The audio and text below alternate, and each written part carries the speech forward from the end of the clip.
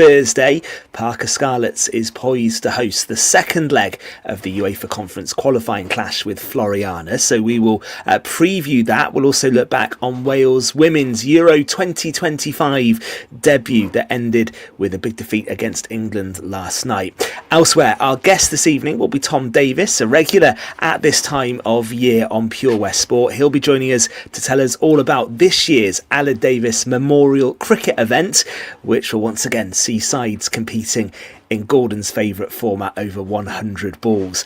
And we'll talk local cricket with runs galore scored in Division 1 on Saturday. There's a Dougie Morris Cup final to come this weekend. And after England beat India this afternoon, isn't Test cricket the greatest game of all? That's all to come between now and 9 o'clock. Let's say good evening, Gordon Thomas first up. How are you? I'm very good. Besides the wind up all the time, I'm okay. A scorching weekend across Pembrokeshire, wasn't it? Oh, it was glorious. What a Saturday it was. Nice to have a bit of heat. We're always complaining there's a rain or it's windy. Well, Saturday was proper cricket weather, and there was a lot of runs scored in Pembrokeshire too, Ben.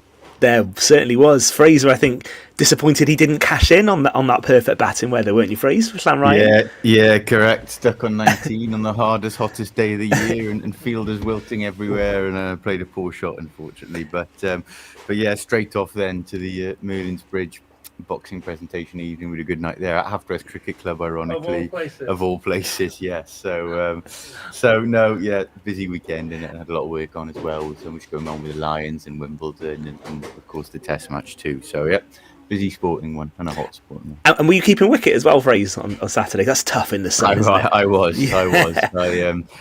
I had a few glasses of water Sunday morning, put it that way, after going out after playing cricket in that heat. I know you take your rehydration very seriously, Fraser, one way or another. So I'm glad to hear that. Evening, Tom. How are you?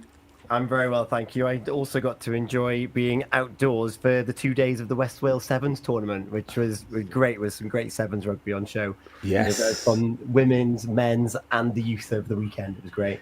Yeah, that looked great. That was at Park Dr. Owen, wasn't it, in Whitland, and well supported, and some great rugby by all accounts, yeah? Really good rugby. And of course, Bank of Ellen Bulls, who went on to win it, features none other than Aled Thomas Davis, former Wales World Cup winning Sevens player. That's right, yeah. Which is great. Oh, that's phenomenal. And I know there's loads of videos and pictures on the Facebook page that people can have a look at as well.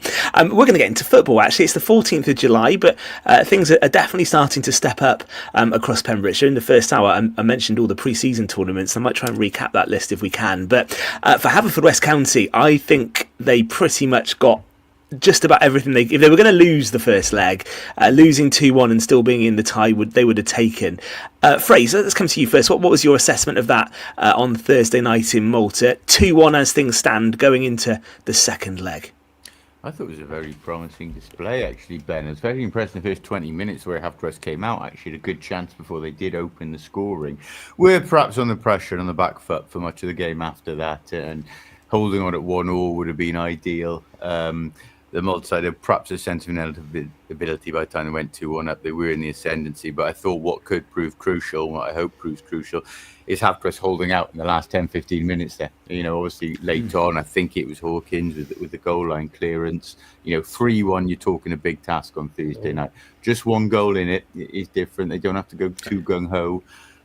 They will obviously have to push for that, and be interesting to see if the Malta side take a different approach, whether they look to sit deep and counter-attack a bit. I don't know, but they are right in this cup time. And Ben Armand, Gordon, getting on the score sheet, I think he took it really nicely, and he kind of enhanced his growing reputation, because he popped up with goals last season, and he's done it on the European stage now as well. Yeah, definitely. He knows where the back of the net is. He just needs the service. It was a great ball by Greg Walters down to Hawkins. Hawkins' cross was pinpoint accurate, and then came Ben, who headed it in, and he took it very well. At that stage, Fraser's right. The first 20 minutes, I thought Haverfordwest controlled matters. The referee, as we do tend to have in Europe, can be a little bit difficult. Our lads were probably a little bit physical going into the tackles, and I think we had at least 3 yellow cards in that first half. So, and the penalty was very dubious as well, but it's given. You can't argue about it. The guys put it away. 2-1, I'm sure Tony Pennock is happy with that result.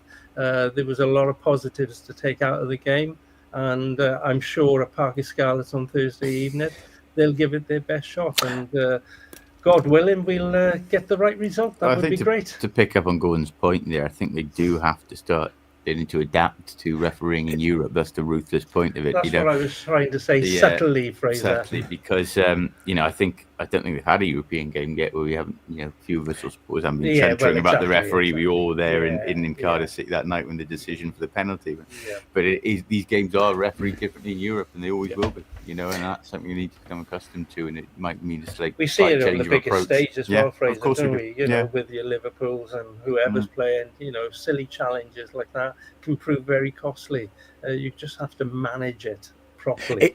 It's interesting, isn't it? Because we talk about the club learning to play in Europe and everything that goes with the travel, but you're both right. That kind of eccentric style of refereeing that you do get in Europe sometimes it is a big learning curve, isn't it? And they won't stand for certain things that in the coming Premier you probably would get away with. And you're right, Fraser, as well, to recap that handball. It was Ben Fawcett, wasn't it? In Cardiff 2 years ago. So it's all part of learning to play in Europe. There's no doubt about it. What's your thoughts for Thursday then?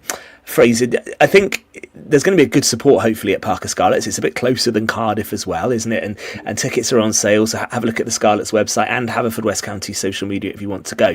How do you think they go about it on Thursday at 2-1? I think I would say we'll see similar to what we saw in 2023, where Pennant will say stay in the game for as long as possible. Yeah, like I said, had it gone 3-1, that late goal line clearance would have been a totally different outlook. You'd probably then have to take risks and push up from the start. I don't think they will so much now. I think they'll actually probably approach it very similar to the way that they did in Malta. They were positive. They did show they can create chances there, and if they do that, there's no need to go gung-ho early on. So I think you're right. I don't think we'll see too much risk from the start. I think it will be a case of staying in the game. And even if it does, you keep it at 0-0 for 45 minutes, 60 minutes. It's the Maltese side who are going to get tense then. And I'd like to think Parc y Scarlets is a slightly more enclosed venue, or considerably more enclosed venue, than Cardiff City Stadium. Home support will be louder, and it's not an easy trip for them either. It's not an easy trip for Haverfordwest to go to these places like North Macedonia and Malta. It's not easy for them to come the other way. So it's not quite as hot, hopefully, as it was on the weekend. I think maybe a bit of the wet stuff as well. Let's hope so. We don't, because that lot are acclimatized to it. Probably better than we are. So But I think they've got every chance. I think it'll be good now. What about the pitch, Gordon? Because I noticed obviously it was an artificial surface in Malta as well, and the players are well used to that. And actually, since going back to the new surface at the Bridge Meadow, the home record was excellent, wasn't it, in the second half of the season? Will the pitch have an impact? The fact it's going to be on grass for both sides, do you think? No, it won't have any impact whatsoever. Parc y Scarlets is a lovely surface. It looks amazing. And Tony Pennock has even said that what a great pitch it looked. So they won't have any trouble adapting to playing on the Parc y Scarlets. As long as they don't pick up the ball and start running with it, then we'll have no problem. And what's the prediction? Are we going to get another famous night for Haverfordwest in Europe? I'm hoping that is the case, Ben. We all are hoping that is the case. I'm hoping that they win 2-0 on the night. That would be nice. Fraser, what's your thoughts? I will go for a 1-0 win with penalties. I hope not. I hope not.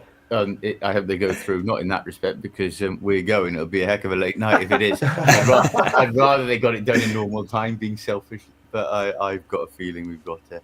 Well, actually, on that point, Fraser, it won't be that late because it's a 6 o'clock kickoff on Thursday, isn't it? So actually, it's quite a sociable kickoff time. That you don't get caught out by that because it is earlier. I think I'd probably agree with Fraser. I could see it going quite deep on Thursday. Actually, I think it's going to be quite cagey. 2-0, boys. It's gonna happen. 2-0 in 90 minutes scored, yeah? Yeah, 2-0 in 90 minutes. Okay, let's see. Well, good luck to Haverfordwest. No doubt.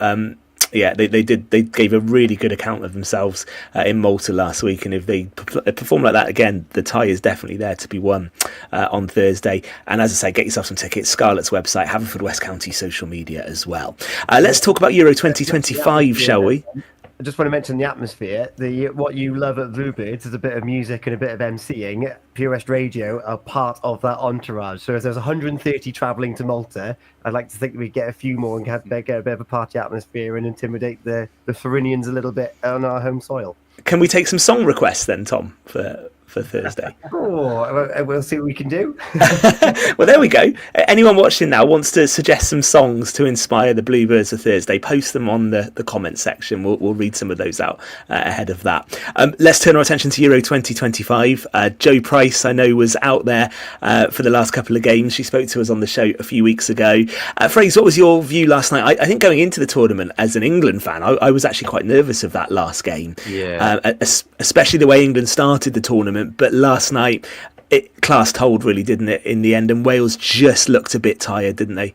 I've altered my view slightly on it, Ben. My initial thought was very disappointed, actually, just going purely on the results. Of course, Wales went in as the competition's lowest ranked side.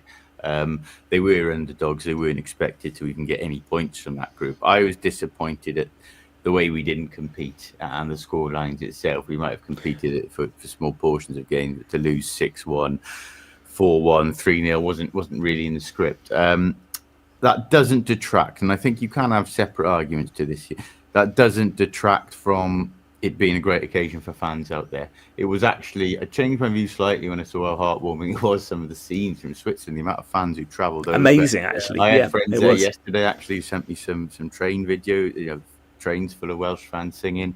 And, there were obviously some good moments. The goal for Jess Fishlock and the goal last night, although it did come at a 4-5-0 down. But they need to learn from the experience, that's for sure. It's great. It's been great to see how the people embraced it, the fans embraced it, and the squad embraced being there. But they do need to now build on this if there had been a major tournament again, because you want to qualify, you settle for qualifying. It was historic for them for qualifying. But once you are there, you want to compete. And I'm not saying we're in a position, Wales women, to be beating the world's best, but we want to be at least competing with them. And in reality, we didn't. That's very true. I think, Gordon, some perspective on that, and I think why Fraser may have changed his opinion as well, is that this Wales team has only been in existence for just over 20 years, hasn't it? Which is amazing in terms of the progress they've made. And a great stat that I read was that of those games, Jess Fishlock has played in 67% of every game Wales have played since 1993. And I just thought it was a phenomenal stat. So I think you do have to kind of have some perspective on the results once they qualified, given where the team have come from, the fact they've never come into a major tournament before. Yeah. They are pioneers, aren't they, for Welsh women's sport? Yeah, definitely. I mean, we all get carried about results all the time, get carried away about it. Yes, they are important, but Wales women qualifying within 20 years to a major tournament, that's a great success. Also, the interest is brought to the country. Yeah. Young girls wanting to play more football. That's what it's all about, building that up. But, we have to do well in tournaments. We were poor, our men were poor in the last World Cup. Yeah, correct. Having qualified with the likes of Bale and, quality players playing. But, yeah, we're a small country. We often punch above our weight in most sports, to be honest with you. We're very disappointed when we don't compete. But I'm sure they are going in the right direction. And hopefully in the next 10, 15 years, we'll see a better Wales doing better in these top competitions. It's just important to keep moving forward. Don't have it as a setback. Have it as a positive. By qualifying, we must improve and do better the next time. And I think we're roaring back in Test rugby, though. Good, I didn't want to we can cover that a bit later, actually. Carried away with that one. But actually, what that looks like, Fraser, I think it is now backing this qualification up, qualify for the next tournament. Yeah. That's how you make progress, isn't it? By getting used to going to these tournaments and the step up, because getting over that first hurdle, qualifying isn't easy either. No. And Wales were put into a group of death as well, really, weren't they? That was a really difficult group for your first tournament. For them. And like I said, you've made a good point there. They need to learn from the experience, but the only way you're going to better the experience is to get back in a major tournament. That's the goal now. This can't be a one-off. The goal is to build on it, to bring through young players. We know there'll be a few moving on. Jess Fishlock in particular is timeless as she is. Are you sure? Yes. She won't be around for another major tournament. So yeah, they need to learn from this. And need to now become a nation that regularly qualifies for these things. And then you're right. And do you see Rhiannon Wilkinson sticking around after this tournament? Oh, I'd be amazed if she went, having led into a major tournament. Certainly she'll have a crack at another one now. Yeah, and it was a good connection with her and the fans, actually. She went round and actually shook hands with most of the fans, and she jumped over the fence, which I thought was good. And actually, the symbol of the connection that the Wales fans had with that team, that in itself is major progress as well. So they were brilliantly supported in Switzerland, and that was really, really good to see. And it looked like they had an excellent time out there as well. So much to learn. Who do we think might win it? Fraser, are the Lionesses going to roar? I'm not sure. I had to actually cover for work their second game. They were very impressive in that game, actually, beating the Netherlands, I think it was, convincingly, winning it 3-0. They obviously lost to France in the group stage. Some strong sides there. I think they'll feature late on, but I'm not sure they'll go all the way this year, I'll be honest. No, I'm not sure either, actually. I think you mentioned some decent sides. The standard with of course, Spain is actually the standard with the top teams is pretty good, isn't it? We are going to take a moment, and then when we come back for part two, Tom Davis is standing by, a regular at this time of year on the show. He's going to preview the Aled Davis Memorial Tournament, Gordon's favourite time of year, 100-ball cricket to come. And of course, when he launched this tournament, Gordon, it was the first time we'd ever had the 100-ball format played in Pembrokeshire, wasn't it? And it's been a roaring success. Yeah, I prefer the 2020 format, not the 100-ball. You have to be a bit on. No, it's just great. I think it's a kick this off, and it's going from strength to strength. And we're going to hear from him just after the break. Yes, we are. We will come back in a few moments' time for part two with Tom on Pure West Sport. Eaton-Evans and Morris Solicitors.